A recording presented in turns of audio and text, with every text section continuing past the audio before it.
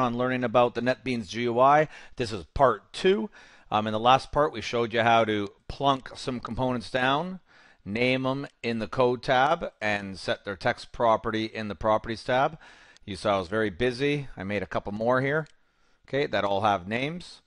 And what we're going to show you is 4 key things you have to be able to do with the text boxes and the buttons. And these 4 key things are, when I press a button, I want some code to run, and I want to put text in a text box. I want to be able to put numbers in a text box. I want to be able to read text out of a text box, and I also want to be able to read numbers out of a text box. And we'll walk through that, and that'll take us through this video. So, how do you get this button to actually do something? I mean, it's sitting here, it's coded in, it shows up.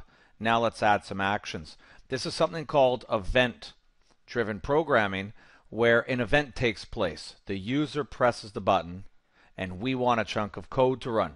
So to do this in Netbeans, we just do this. You start with your button, you right-click it, you go to Events, Action, Action Performed. Now you're going to see there's actually lots of events that can take place. For now, just worry about this one, easy one to find. Now when we click it, it takes us in there, and it's written a method for us, a chunk of code.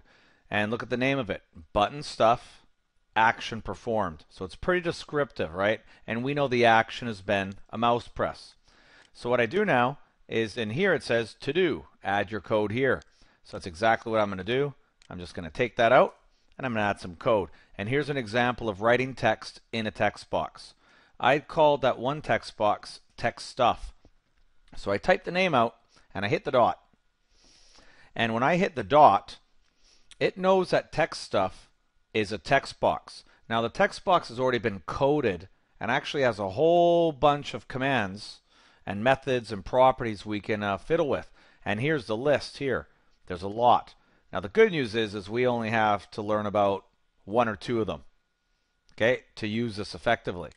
And the one that we're going to use is we're going to use the set text method. Bracket, and I just give it some text to print out. So I do something like that. So hey, text stuff, please set your text to, and you give it a string.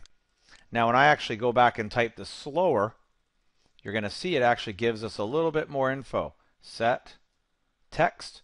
So you'll see here the documents come up and actually tells us set text is part of the JText component, and it expects us to give it a string inside the parentheses.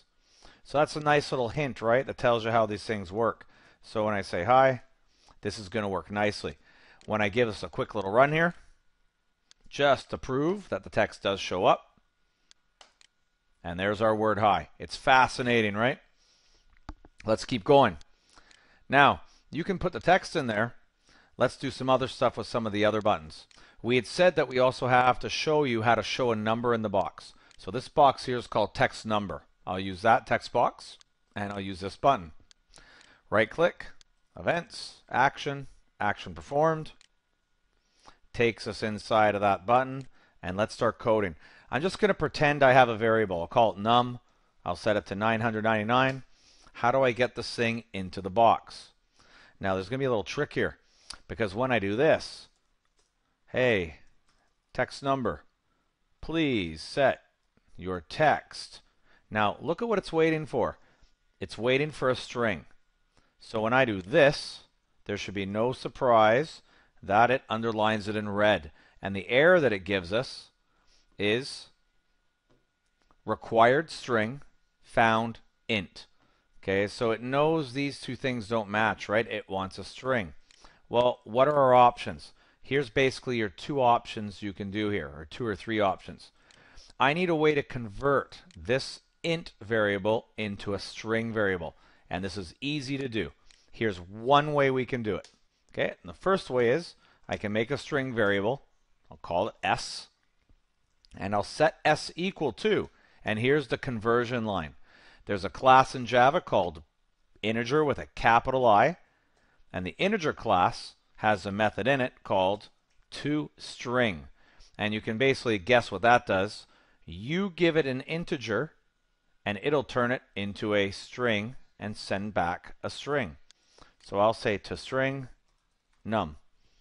So basically now I have this variable s, which is the string version of number. Now in here, I can just put s. So 999 was just converted to quote 999. Okay, that's the conversion. Now it's characters, okay, and symbols. So does this work? Of course this works. A quick little test here just to prove it works. And show number 999, right? Works just fine. Now we said there was a few others we had to do here.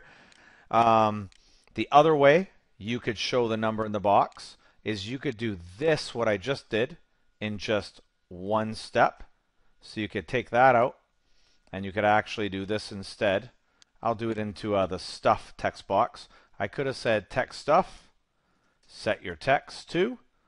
I can do the whole conversion right in here. Integer to string num. And this one line here, you'll see the conversion is just right inside the bracket. It saves you that extra line. So just look at that one for a minute and see that it's basically the same thing without creating that extra string variable. Okay, so that's not too bad. The third option we could have done is I could have done this. Text stuff, set text. This is sort of not a cheater way, but it's a very fast way to do conversion. If I actually go quote, quote, that's technically a string. When I have a string followed by the plus sign and an integer like this, it'll actually auto-convert num to a string and tag it on to this empty string, which was nothing. So in the end, what we get is we just get our number in string form. So really, this and this are virtually identical. And so really, you would choose which one of those you'd want to use. Just from history, students will use this one the most because it's just the easiest to type in. But be warned, on the AP exam, you should be able to read and use integer to string to convert an integer to a string. Okay, it is part of the AP subset. And just to show that that works here, I'll give it a quick run, and we should see 99 show up in two boxes. Okay, but done two different ways. Okay, so that's the number conversion. Moving forward, you'll see here in our design window, that was showing text and showing numbers. Now what about reading text out of a box and reading numbers out of the box? This should be fairly fast. Right click, event, action, action performed. What I'm going to do here is this text box, I already forgot the name. This text box is called text name. I'm going to read the name from this box, and I'm going to say, hello, Bob, up in this box up here. And so where was my cursor? Let's go back in there again. Read name, events, action, action performed. There we go. Let's read the name into a variable. String, name, equals. I could say text name dot, and this is nice. You can see right up here, you have a couple get methods, nicely named. They're usually named with the word get, and we have get text. And so I can just actually double click that, and we have text name get text. It basically reads the text out of the box, sends it back to you as a string. So you need a string variable when you're capturing it. Now I could do something fancy like this. I could say text box stuff, set your text equal to hello, name, nice to meet you. Very dorky. But it'll work, right? We're reading it out of the box, and then we put it into another box, right? Just to sort of test. Quick run. Let's read the name there. My name is Bob. Hello, Bob. Nice to meet you. Name is John. Read it. Perfect.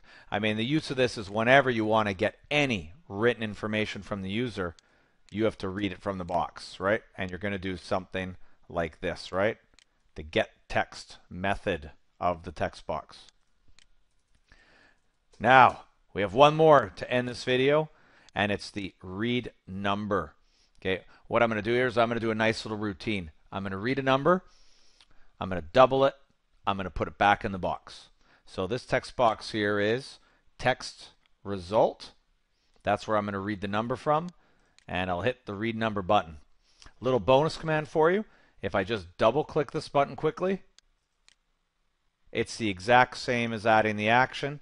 You'll see it jumped right in. Button, read number, action performed. Okay, so saves us a right click and a click. Right, just double click it. Okay, here we go. I'm going to be reading a number in. So here's what I'm going to do. When I read the number in, I'm still going to use the get text, but the problem is that get text gets me a string. So when I do this, let's just call this number x, is text result dot get text. You're going to see the line goes red, and the error it gives us is incompatible types. It requires an integer because my integer is x, and get text is returning a string. So that explains the found string part of that error. So what I need to do is I need to convert this string to an integer to be able to store it in an integer so I can do integer math with it. Now, you saw in our earlier example, we had a way to convert a number to a string. Well, now I'm going to show you how to convert the string to a number. And so this is what we do. I'll do this the long way first. Let me just read this in as a string. So string s, get text. Integer x, here's the conversion. You use the big integer class again, and there's a method in there called parse int. Parse basically means read and translate into an integer. So parse int, and let's convert our string s that we just read into an integer. And now we have it stored as an integer. So there's only really two conversions you ever do in this course, and that's string to number, number to string. You basically just saw both of them there, right? So you can write them down on a cheat sheet, and when you need to remember what they are, you can look them up, and pretty soon you'll just memorize what they are. Now that I got that integer out, I'm just going to double it, x equals x times 2, and now I'm going to put it back in the box. And remember, when I put it back in the box, I have to put it back in the box doing one of the three ways to convert. So I'll just do the easiest way to put it back in the box. I'll say text result, set your text to quote quote plus x. Auto converts for me. This should work like a charm, right? So the basic steps: read the string out of the box, convert it to a number, do whatever you're going to do math-wise, and I put it back in the box this time. So a quick run of this, and what do you get? Let's put the number 3 there. 6. So every time it's doing that code, it puts the number back, the number keeps growing. Now just a little side note, integers have a limited size, so eventually you'll see this hit an error where it turns negative and then goes to 0. And that's normal. Okay, we'll talk about later in the course. If you want bigger numbers, there's different types of variables you can use. That's it for this video. Okay, that's basically the main point there, was how to get the button clicking working and how to get your conversion, string to integers and integers to strings. Now you have to watch the next video. It's really important. I was just using little dummy variables here to help me out. The next video is going to show you how you're going to actually set up your variables in your program if you want it to work properly. Okay, so we'll see you in that one. Thanks for watching.